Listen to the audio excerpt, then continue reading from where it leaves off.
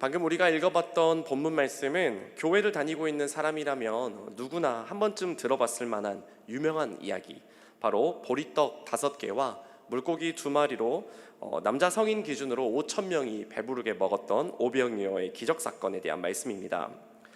오병이어 사건은 사복음서 모두에 기록될 정도로 굉장히 비중 있는 이야기입니다. 그런데 우리가 이 오병이어 사건을 살펴보기 전에 이 오병이어 사건에 앞선 2가지의 사건을 우리가 먼저 살펴볼 필요가 있을 것 같습니다. 앞서서 이 요한복음에는 생략되어 있지만 다른 복음서에는 2가지의 사건이 기록되어 있습니다. 첫 번째 사건은 예수님께서 오병이어 사건이 일어나기 전 제자들을 2씩 짝지어서 여러 마을로 보내시면서 회개하라는 복음의 메시지를 전파하시고 많은 귀신들을 쫓아내고 병자들을 고치셨습니다. 두 번째 사건은 이스라엘 사람들이 믿고 따랐던 세례 요한이 헤롯 왕에 의해서 죽임을 당한 것입니다. 이 2 사건을 통해서 이스라엘 사람들은 굉장히 큰 변화를 겪었을 것 같습니다. 혹시나 세례 요한이 하나님께서 보내신 메시아가 아닌가라고 생각하는 사람들이 당시에는 많았다고 기록되어 있는데요, 그런 요한이 결국 죽임을 당했고, 따라서 세례 요한을 따라갔던 수많은 사람들이 매우 절망했었을 것 같습니다. 그런데 그때 새롭게 떠오른 인물인 예수님, 그리고 그의 제자들이 놀라운 기적들을 행하면서 많은 마을들을 돌아다니고 있다는 소식들을 또한 사람들이 들었습니다.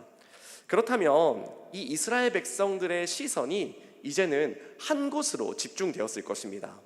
세례 요한이 메시아인가? 아니, 예수님이 메시아인가? 이렇게 고민하던 수많은 사람들이 있었을 텐데 이제는 그 시선들이 예수님께로만 모아졌을 것입니다. 이제 예수님으로 모아진 이 시선 때문에 이스라엘 수많은 사람들은 예수님을 찾아오기 시작했습니다. 이러한 배경의 사건들이 있었기 때문에 오병이어 사건이 일어나는 이 시점에 수많은 사람들이 예수님을 찾아왔던 것입니다. 당시에 얼마나 많은 사람들이 예수님을 찾아왔는지 성경에는 이렇게 기록되어 있습니다. 우리 요한복음 6장 2절 말씀 함께 읽어보겠습니다. 시작. 큰 무리가 따르니 이는 병자들에게 행하시는 표적을 보았음이로라. 큰 무리가 따르고 있다라고 성경이 기록하고 있는데요, 또 다른 복음서에 보면 이렇게도 기록되어 있습니다. 마가복음 6장 31절 함께 읽겠습니다. 시작. 이르시되 너희는 따로 한적한 곳에 가서 잠깐 쉬어라 하시니 이는 오고 가는 사람이 많아 음식 먹을 겨를도 없음이라. 아멘. 예수님을 따르고자 하는 사람들이 너무나도 많아서 제자들이 음식 먹을 겨를도 없이 분주했다고 성경에 기록되어 있습니다. 이처럼 당시의 상황들을 통해서 왜 사람들이 예수님께로 점점 더 집중적으로 나와 있는지를 우리는 확인할 수 있습니다. 그런데 여기서 우리가 한 가지 좀 생각해 볼 필요가 있습니다. 이 수많은 사람들이 왜 예수님께 나아왔냐는 것입니다. 먼저 이들이 예수님을 찾아온 이유에 대해서 요한복음에서는 이렇게 기록하고 있습니다. 우리 다시 한 번 더 요한복음 6장 2절 말씀 함께 읽겠습니다. 시작. 큰 무리가 따르니 이는 병자들에게 행하시는 표적을 보았음이로라. 이 많은 사람들이 예수님을 찾아온 이유가 있었습니다. 이 사람들은 놀라운 기적들을 행하시는 예수님의 모습을 보았기 때문에, 또한 들었기 때문에 예수님을 찾아온 것입니다. 그러니까 이 사람들은 각자가 어떠한 소망을 가지고 예수님께 지금 나아가고 있는 것입니다. 그런데 이 말씀들을 자세히 잘 살펴보면 이들이 어떤 소망을 가지고 예수님께 나아왔는지가 잘 드러나 있는데요, 이 소망이 예수님께서 우리에게 주시고자 했던 그 소망과는 조금 다른 것처럼 느껴집니다. 사람들이 과연 어떤 소망을 가지고 예수님을 찾아왔는지에 대해서 살펴볼 때 먼저 우리는 오늘 본문 말씀에 나와 있는 매우 독특한 표현 하나를 좀 살펴보고자 합니다. 요한복음 6장 1절 말씀 우리 함께 읽어보겠습니다. 시작. 그 후에 예수께서 디베랴의 갈릴리 바다 건너편으로 가시매.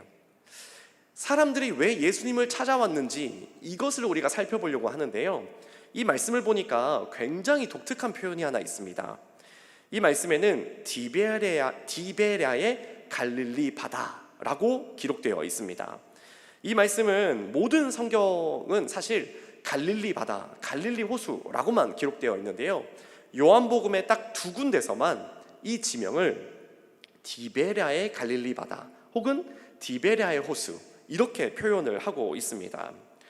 당시에는 이 로마 황제를 기념하기 위해서 그 황제의 이름을 도시에 명명한 경우가 간혹 있었습니다.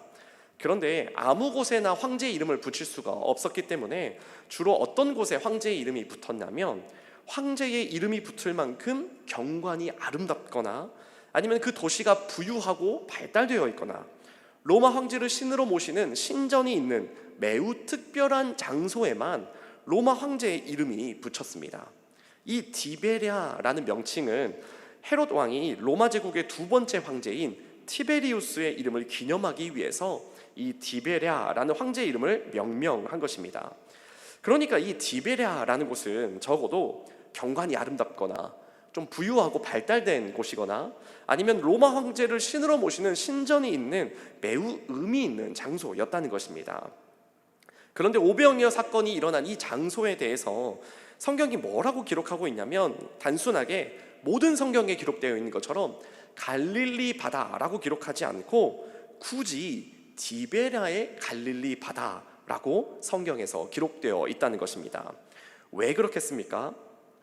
수많은 사람들이 모여있는 이 장소, 예수님께 모여있는 바로 이 장소가 이 사람들이 진정으로 영생을 원하고 메시아인 예수님을 통해서 진정으로 구원을 얻고자 하는 사람들이 모인 곳이 아니라 디베랴, 곧 황제의 원리, 세상의 원리, 힘으로 세상을 다스리고 권력과 물질이 최고의 가치를 지니고 있는 세상적 원리를 가지고 살아가는 사람들이 모여있는 장소라는 것을 성경이 나타내고 있다는 것입니다. 이 수많은 사람들이 예수님을 찾아올 때 진정으로 영생을 얻고자, 진정으로 예수님께서 주시고자 하는 소망을 얻고자 예수님을 찾아온 것이 아니라 세상의 원리, 황제의 원리를 가지고 예수님을 찾아갔다는 것입니다. 그들이 원하는 것은 영생도 아니고 구원도 아니었습니다. 로마 황제의 이름으로 대표되는 힘의 논리, 이 부의 논리를 가지고 예수님을 찾아왔다는 것입니다. 이러한 사람들의 모습이 이 오병이어 사건이 기록된 요한복음 6장 15절에 더 정확하게 기록되어 있는데요, 오병이어 사건 맨 마지막에 성경에 이렇게 기록되어 있습니다. 요한복음 6장 15절 말씀 함께 읽겠습니다. 시작. 그러므로 예수께서 그들이 와서 자기를 억지로 붙들어 임금으로 삼으려는 줄 아시고 다시 혼자 산으로 떠나가시니라. 수많은 사람들이 예수님을 찾아왔는데 이들의 목적은 여기에 있었습니다. 로마 황제가 추구하는 이 세상적 원리가 동일하게 이 사람들에게 적용되어서, 야, 예수님이 황제가 되어서 세상을 정복하고 힘의 논리, 이 부의 논리를 가지고 새로운 나라를 만들 때 나도 그곳에서 조금 더 높은 위치에 있기를, 나도 그곳에서 조금 더 나은 삶을 살아가기를 원했던 것입니다. 그들이 기대했던 구원의 모습은 세상의 원리, 황제의 논리가 그대로 적용되어진 그런 구원이었던 것입니다. 지금 예수님 앞에는 큰 무리가 와 있습니다. 그들 모두는 겉으로는 예수님을 원하고 겉으로는 예수님과의 관계를 구하는 것처럼 보였습니다. 그런데 그들의 진심은 예수님을 왕으로 만들어서 그들이 세상의 것들을 누리기를 원했다는 것입니다. 만약 제가 예수님이었다면 그 자리에서 이 헛된 욕망을 따라 모인 이 사람들을 아마 호되게 꾸짖었을 것 같습니다. 너희들 그런 마음으로 나를 찾아오면 안 돼. 너희들 그런 소망을 가지고 나에게 나오면 안 돼. 너희들은 분명한 소망, 진정한 진리를 따라서 와야지. 그런 걸 찾으면 안 돼 라고 저 같으면 꾸짖었을 것 같은데, 우리 예수님께서는 어떤 일을 행하신지 아십니까? 우리 예수님께서는 헛된 소망을 가지고 찾아온 이 사람들을 불쌍히 여기셔서 그들을 배부르게 먹이셨습니다. 요한복음 6장 11절 말씀 함께 읽겠습니다. 시작. 예수께서 떡을 가져 축사하신 후에 앉아있는 자들에게 나눠주시고 물고기도 그렇게 그들의 원대로 주시니라. 아멘. 이 헛된 세상적 욕망을 따라 모인 큰 무리를 위해서 예수님께서는 오병이어 기적을 베푸시고 그들을 배부르게 하셨습니다.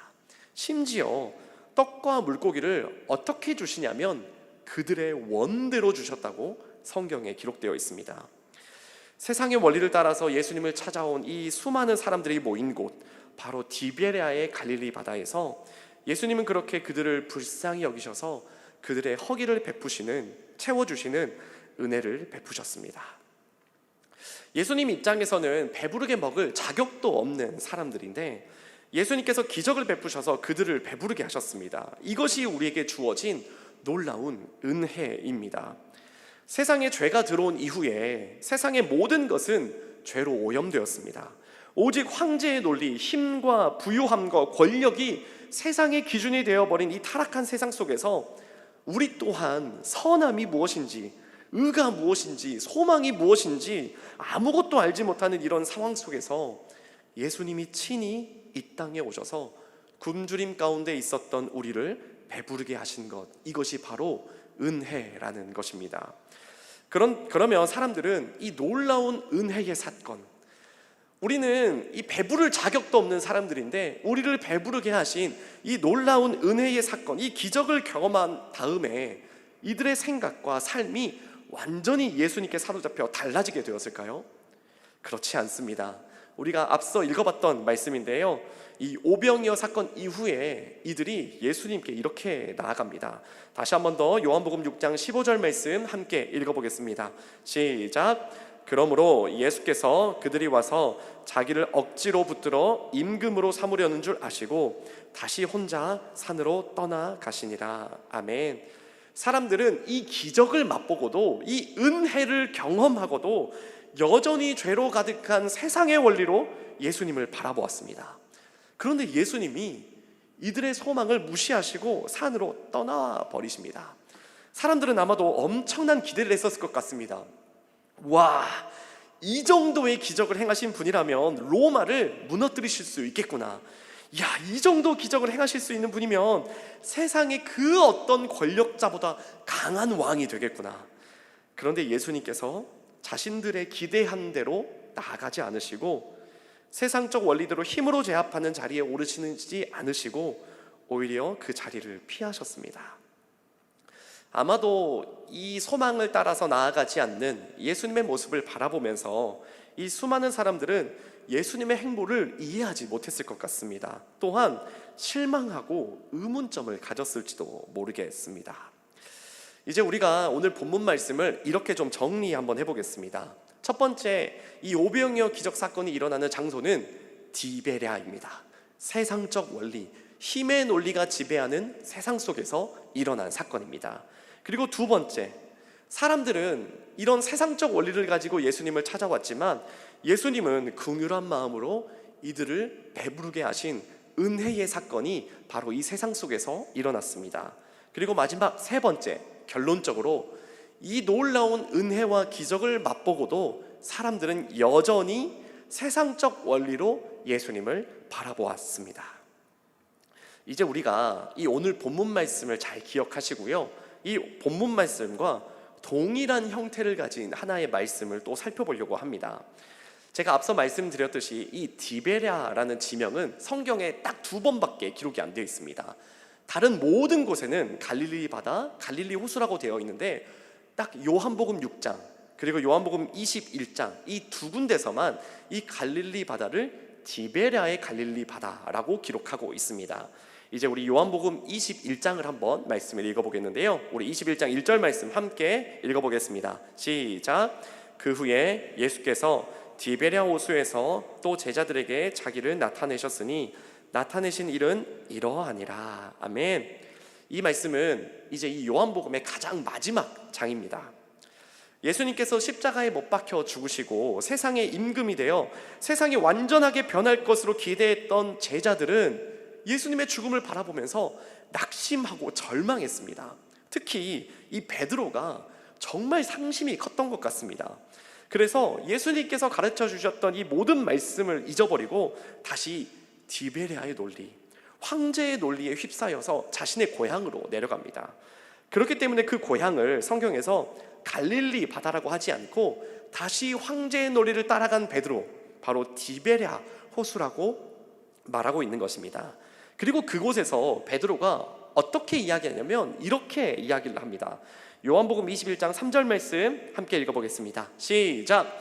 시몬 베드로가 나는 물고기 잡으러 가노라 하니 그들이 우리도 함께 가겠다 하고 나가서 배에 올랐으나 그날 밤에 아무것도 잡지 못하였더니, 이 시몬 베드로의 고백을 보십시오. 나는 물고기 잡으러 가노라.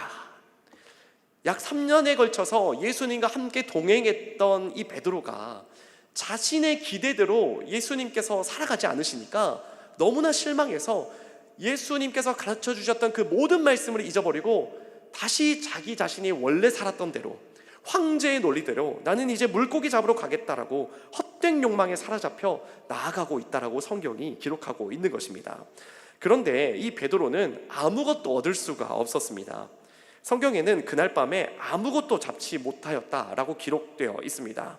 그런데 이렇게 예수님을 떠나서 헛된 욕망을 가지고 이 디베랴 바다에서 세상의 원리대로 살아가겠다고 선언한 이 베드로에게 예수님께서 찾아가서 이렇게 말씀하시니까 베드로가 놀라운 기적을 체험합니다. 우리 요한복음 21장 6절 말씀 함께 읽어보겠습니다. 시작. 이르시되 그물을 배 오른편에 던지라.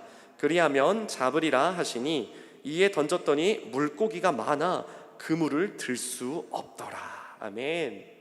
어찌 보면 예수님을 배신하고 세상으로 나아간 베드로에게 예수님은 사실 이런 기적을 베푸실 의무가 없으십니다. 사실 이런 열매를 가질 자격조차 없다라고 생각하실 수도 있습니다. 그런데 그런 베드로에게 예수님께서 놀라운 기적을 행하셔서 들 수도 없을 만큼 많은 물고기를 허락하십니다. 아니, 또 저라면 베드로에게 이렇게 말할 것 같습니다. 어이 베드로, 너 내가 그럴 줄 알았다 임마. 너 봐봐 나 떠나면 너는 아무 열매도 맺을 수가 없다니까. 너 내가 그 꼴 날 줄 알았어. 아이고 너희 놈. 이렇게 제가 얘기했을 것 같습니다. 저는 심성이 못된 사람이라 제가 예수님이라면 이렇게 얘기했을 것 같습니다. 그런데 예수님은 베드로에게 그물을 들 수 없을 만큼의 물고기를 허락하십니다. 예수님은 베드로에게 다시 은혜를 베푸신 것입니다. 여기까지 보니까 우리가 앞서 살펴봤던 이 요한복음 6장과 이 요한복음 21장은 매우 유사한 구조를 가지고 있는 것 같습니다. 갈릴리 바다를 디베랴 바다라고 명명한 것, 그리고 그곳에 있는 사람들이 세상적 원리를 붙들고 예수님을 바라보고 기대했던 것, 그리고 세 번째로 그럼에도 불구하고 예수님께서 그들을 배부르게 하신 것, 매우 유사한 구조를 가지고 있습니다. 그런데 여러분, 이 두 이야기의 결말은 완전히 다릅니다. 6장에서 있었던 이 오병이어 사건의 결말은 결국 어떻습니까? 사람들은 또다시 표적만을 보고 은혜를 맛보고도 또다시 예수님을 세상적인 원리대로 자신들이 바라고 기대했던 대로 예수님을 임금 삼으려고 했습니다. 예수님이 표적을 보여주시고 기적을 행하시고 은혜를 주셨지만 사람들에게는 아무런 변화가 없었습니다. 그런데 요한복음의 마지막 장인 이 베드로는 완전히 다른 결말을 가지고 있습니다. 예수님께서 베드로에게 나를 사랑하느냐라고 3번 질문하셨습니다. 그리고 베드로는 내가 주님을 사랑하는 줄을 주님께서 아십니다 라고 3번 고백합니다. 그리고 이후에 예수님께서 베드로의 인생이 어떻게 될 것인지에 대해서 말씀하시고 그렇게 될 수 있는데도 너는 나를 따르라 라고 말씀하십니다. 우리 요한복음 21장 18절과 19절 말씀 함께 읽어보겠습니다. 시작. 내가 진실로 진실로 내게 이르노니 내가 젊어서는 스스로 띠뛰고 원하는 곳으로 다녔거니와 늙어서는 내 팔을 벌리니 남이 내게 띠띠우고 원하지 아니하는 곳으로 데려가리라. 이 말씀을 하심은 베드로가 어떠한 죽음으로 하나님께 영광을 돌릴 것을 가리키심이로라. 이 말씀을 하시고 베드로에게 이르시되 나를 따르라 하시니. 아멘. 이 요한복음 6장과는 다르게 요한복음 21장 마지막 장에서는 베드로가 완전히 다른 결말을 가지고 살아가게 됩니다. 예수님의 이 말씀처럼 이제 세상적인 원리대로 힘과 부유함을 추구하며 살아가는 것이 아니라 오직 복음만을 위해 살아가다가 이 땅에서는 아무것도 누리지 못한 채로 살아가다가 죽임을 당하는 것으로 베드로의 인생이 마무리됩니다. 요한복음 6장에서는 오병이어라는 기적을 통해서 표적과 은혜를 맛보았던 사람들이 여전히 세상적인 원리로 예수님을 바라보는데, 왜 마지막 장인 21장에서는 동일한 디베랴 바다에서 동일한 예수님의 기적과 은혜를 맛보았던 베드로가 다른 인생을 살게 되었을까요? 왜 이런 차이가 생겼을까요? 저는 오늘 이 질문에 이렇게 답을 하고 싶습니다. 베드로가 디베랴의 원리, 세상의 힘과 부요함의 논리를 포기할 수 있었던 이유는 요한복음 6장과 요한복음 21장 사이에는 사람들의 마음을 완전히 새롭게 하는 놀라운 기적이 하나 숨겨져 있기 때문입니다. 바로 예수님의 십자가와 부활입니다. 베드로는 예수님께서 십자가에 못 박히시고 죽음 당하신 것을 보았습니다. 그리고 부활하신 예수님을 만났습니다. 이 차이가 동일한 디베랴라는 세상 속에서 완전히 다른 삶을 선택하는 중요한 분기점이 된다라는 것입니다. 사랑하는 성도 여러분, 우리는 모두 이 디베랴, 힘과 부요함이 기준이 되는 타락한 세상 가운데서 살아가고 있습니다. 그리고 그 속에서 살아가는 동안 우리도 예수님께서 우리를 불쌍히 여기셔서 오병이어 기적과 같은 그런 기적을, 그 은혜를 이 땅에서 이 세상적인 것들을 맛보게 하실 때가 있습니다. 그런데도 우리는 여전히 세상적 원리대로 살아갔던 이 이스라엘 백성들처럼 헛된 소망과 기대와 표적만을 구하면서 예수님을 바라볼 때가 있습니다. 그래서 나의 소망과 나의 기대가 무너질 때 우리는 주님을 향하여서 이렇게 말하면서 마음이 상할 때가 있습니다. 주님, 제가 이런 기대를 가지고 주님 앞에 나아가고 있는데 왜 들어주시지 않습니까?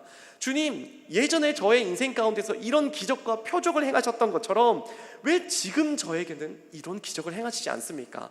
주님, 저 사람들에게는 놀라운 은혜와 표적이 있는데 왜 제 인생에는 저런 표적들이 나타나지 않습니까? 주님, 저에게만 왜 이러십니까?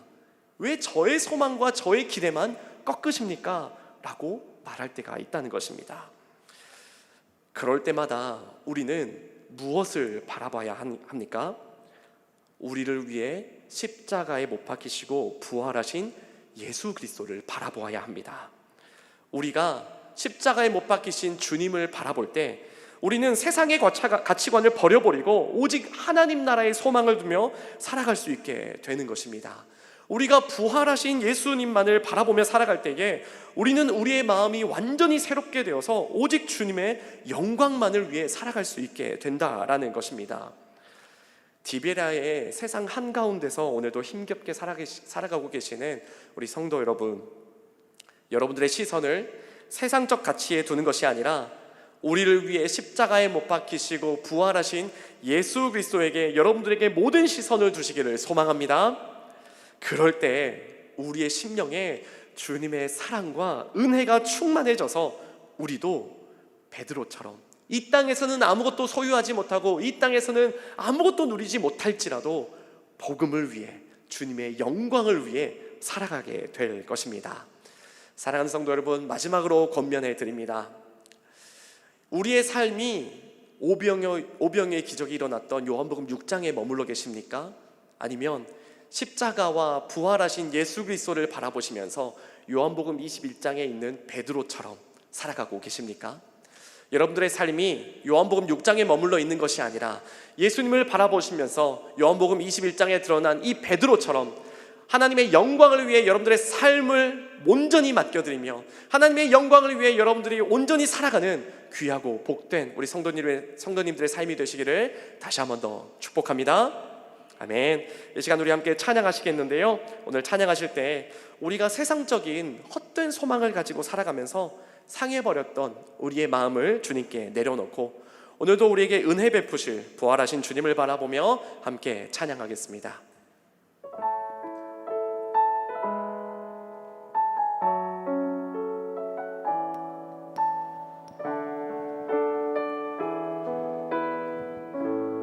주 나의 모습 보네, 주 나의 모습 보네, 사랑 나의 마음 보시네,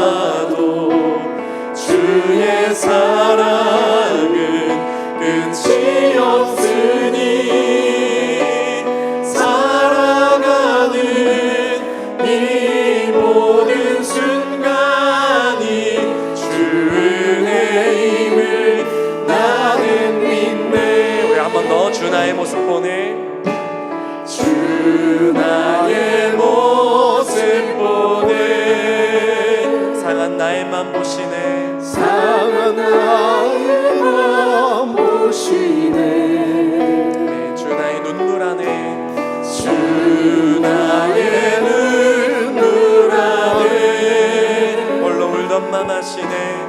홀로 울던 맘 우리 2절로 찬양합니다. 주 사랑 내게 있네. 주 사랑 내게 있네. 우리 주님의 그 십자가 사랑을 기억하면서 그 사랑이 날 채우네. 주 은혜 내게 있네. 그 은혜로 날 세우네. 세상 소망 다 사라져가도 세상 소망 다 사라져가도 주의 사랑은 끝이 없으니 살아가는 이 모든 순간이 주 은혜임을 우리 믿음으로 고백합니다. 세상 소망 다 사라져가도 세상 소망 다 사라져가도 주의 사랑은 끝이 없으니 살아가는 이 모든 순간이 주 은혜임을 우리 한 번 더 고백합니다. 세상 소망